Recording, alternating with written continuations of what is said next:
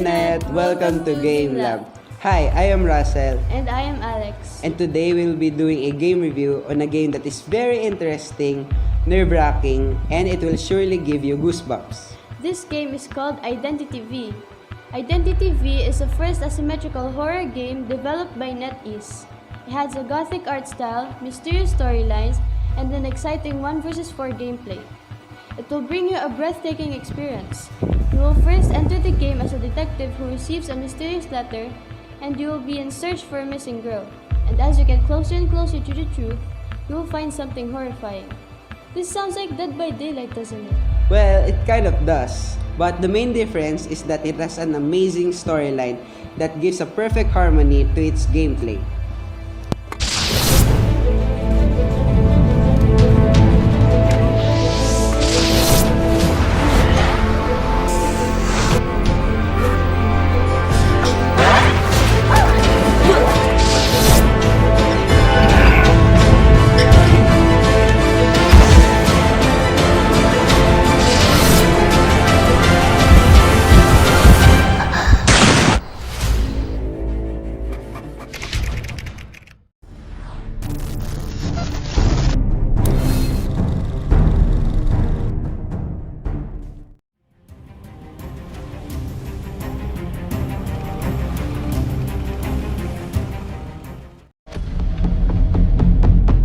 Made by one of the biggest company in the game history that made rules of survival, NetEase, together with one of the greatest artists and programmer of Dead by Daylight, Identity V will surely give you one hell of a ride.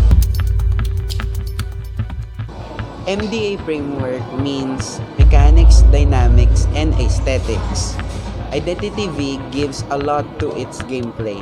You can either be the predator or be the prey.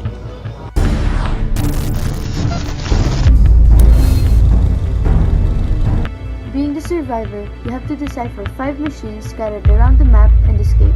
Simple. Or if you're more of a violent player who loves the thrill of hunting down their prey, you may become the hunter.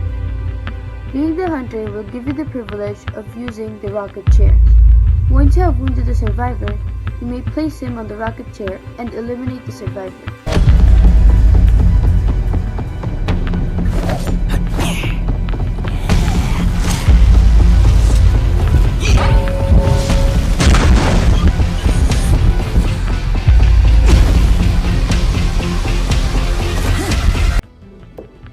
It may sound so simple, but it is actually harder than you thought. Now I will show you the dynamics of the game, or how does the mechanics react to the players. So first things first, let's start with being the survivor. Earlier, Alex said that we have to decipher 5 machines.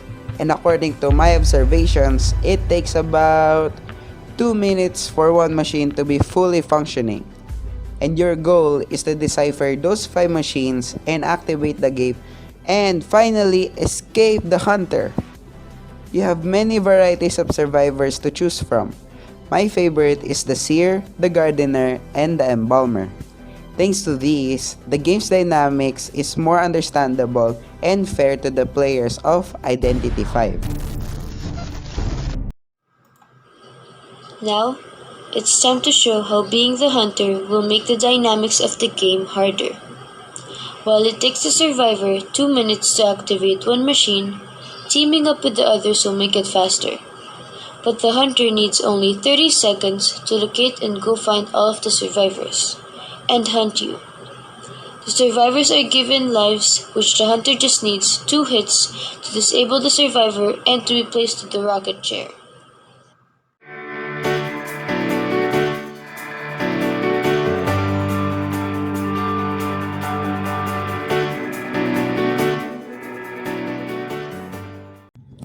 And now it is time for the aesthetics. Identity 5 is a mixture of dark and a not so violent texture to the game. Also having a Tim Burton style to the surroundings, lightings, backgrounds, fogs, design of characters, and hunters, it will surely give you a surreal feeling to the game. By the way, if you don't know who Tim Burton is, he's the director who made Nightmare Before Christmas and the legendary Alice in Wonderland. Not only that the aesthetics of the game is unique, but it gives a perfect harmony to the storyline of the game, being a detective.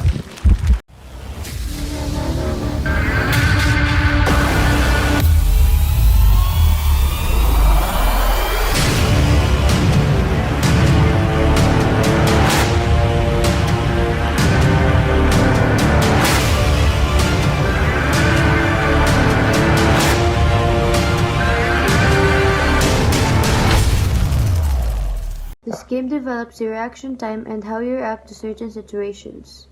For example, while you are deciphering machines, you tend to get caught by the hunter and got you chased. You need your awareness to your surroundings to avoid getting caught by the hunter. You can apply this to your everyday lives towards on how you react to surprise situations in life.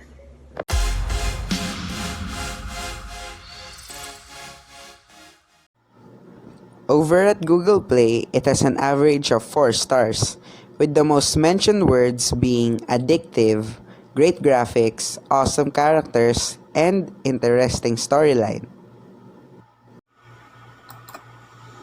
If I would rate the game out of 5, I would rate it a 4.5. It is because it is very enjoyable and intriguing for me to play. But the only thing that I struggle with dealing with the game is the lagging. It is often laggy every time I try to move my character. For example, whenever I try to make my character walk, the character moves later than the time I control it to move. So I think that they have to improve the game by not making it laggy anymore. Identity V is related to courage because when you play as one of the survivors, you will be needing your courage and bravery in order to escape from the hunter, and to also save the other survivors from getting captured.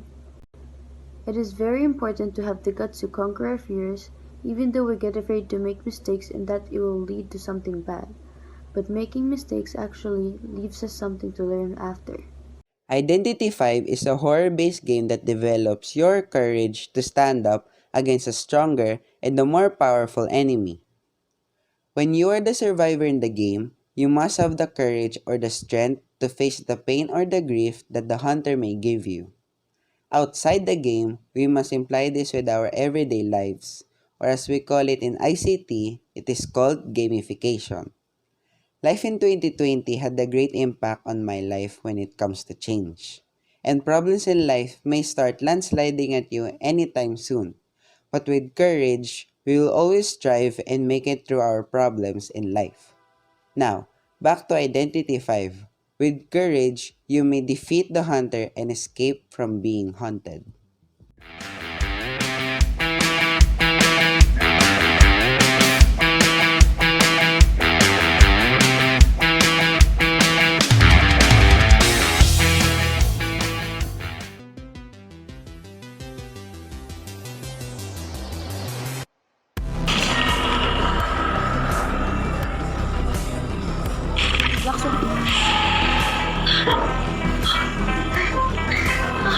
Ano ba yung ending?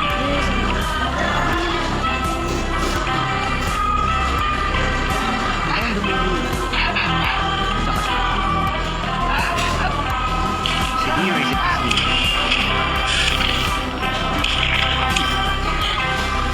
I thought it said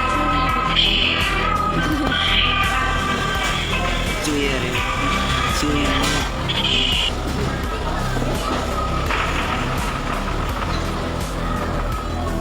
Hindi nakakatakot kung makakalaban natin yan. Kasi wala kasi talaga yun. Okay.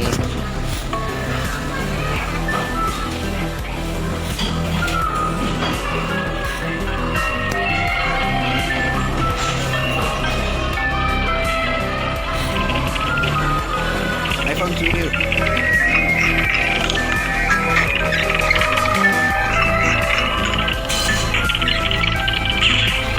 Bro, ikaw naman kasi sa phone.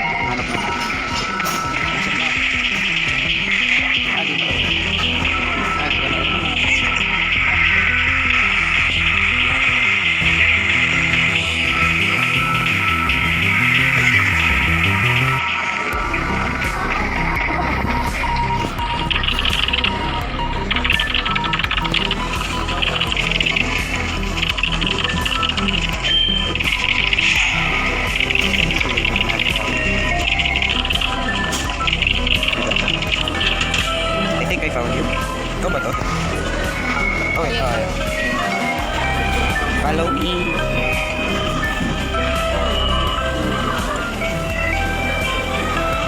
Follow me. Into the unknown. Into the unknown. Into the unknown. Ikaw yan. Ito yata ako kanina. Ito na yung hunter. Dali nga.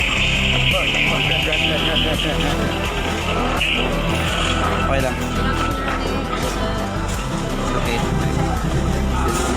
Ah, my God. Try ko siya i-distract. Holy Jesus. Wait. No, lang.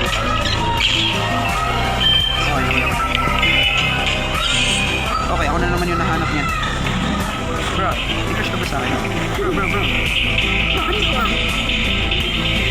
How do you even know where I am? Okay, wala siya. Okay. Ito yung isa na nakakatakot. Kasi may staircase yan. Kapag bumaba siya, meron dun dungeon. Pwede ka din yan bumaba. Okay, wala. I found you. There. Behind. Okay, follow me. Okay, kita ba ito? Okay, wait.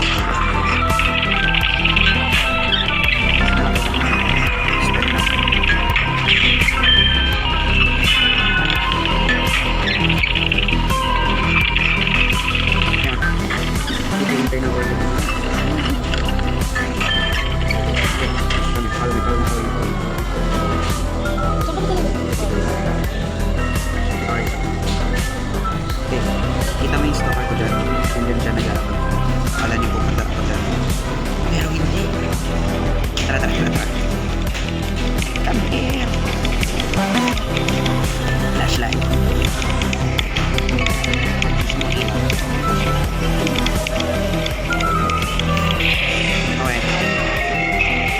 Hey, high five.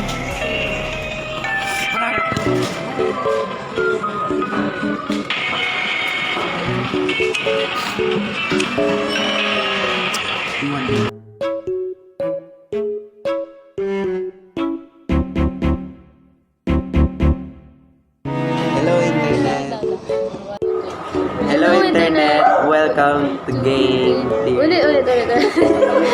Hello internet, welcome to game theory. Today we're going to game reviewing. Hello internet, welcome to game review. Game review. Hello internet, welcome to Sorry, okay na take na.